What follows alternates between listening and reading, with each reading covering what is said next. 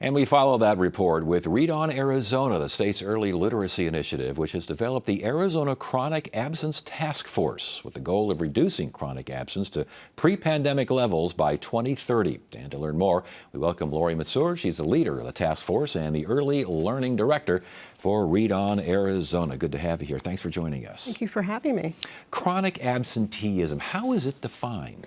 Absolutely. So in the state of Arizona, for school accountability purposes, chronic absence is defined as when a student misses 10% or more of the school year for any reason. So this includes excused and unexcused absences and also includes suspensions. Okay, so but even an excused absence, I mean, I guess even if it's excused, you got a great reason, you're still not in school, are you? You're still not in school, even if you have, a valid reason, but you're still missing key instructional time, even if that absence is excused. What about kids who change schools in mid-year? Because I was reading up on this, and there's a kind of little question about that. So what you're referring to is student mobility, and so when we think about that definition of chronic absence, currently in how we calculate that 10%, in the state of Arizona, it does not account for student mobility.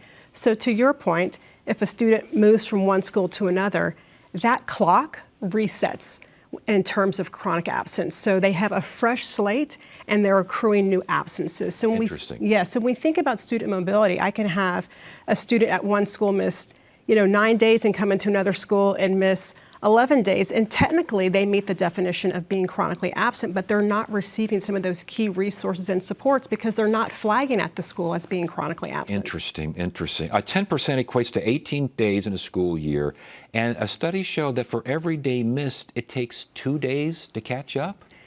Absolutely. So research tells us that for every day a child misses, it takes 2 days to catch up.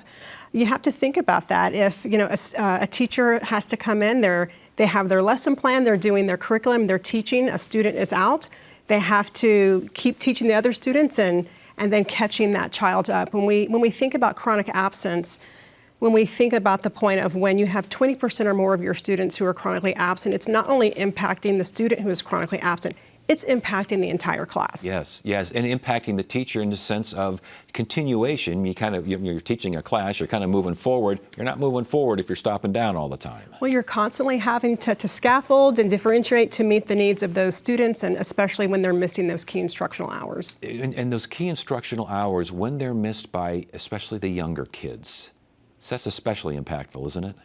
Well, we see that chronic absence rates are high in the early years and the early grades. In particular, we see them be very high in kindergarten, and we call this inverted bell curve. We see that chronic absence rates are very high in kindergarten. They tend to go down right about third grade, and then after third grade, and as they're transitioning from middle school into high school, we tend to see those rates climb back up. Yeah, and the impact on education for both ends of that inverted bell curve.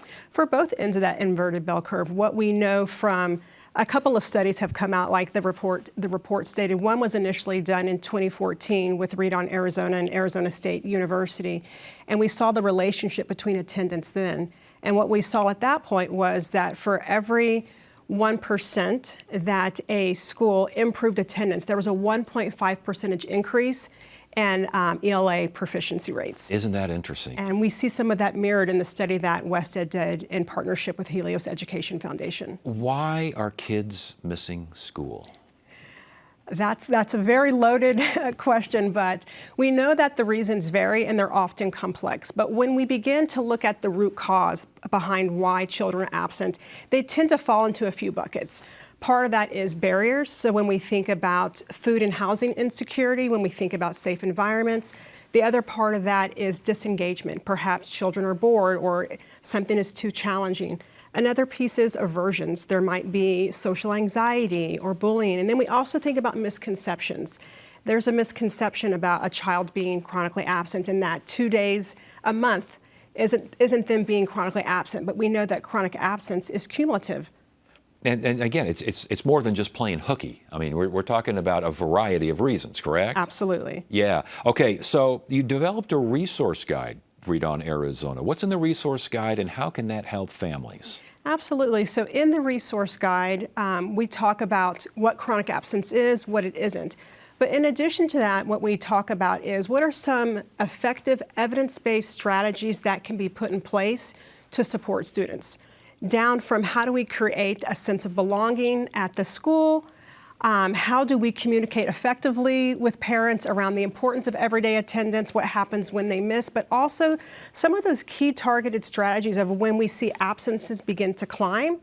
When do we begin to do home visitation? If it gets so high, when do we begin to say, how do we begin to partner you with maybe some social impact service agencies? So we cover the gamut of this tiered approach of evidence-based strategies. Where can people find this resource guide? So absolutely. So you can find the resource guide on lithubaz.org. It's a literacy-based site that we launched in 2024. That talks about those evidence-based strategies, and it's available for parents, community partners, and educators. Very good. Lori Masur, again, Read On Arizona. Great information. Good to have you here. Thank you for having me.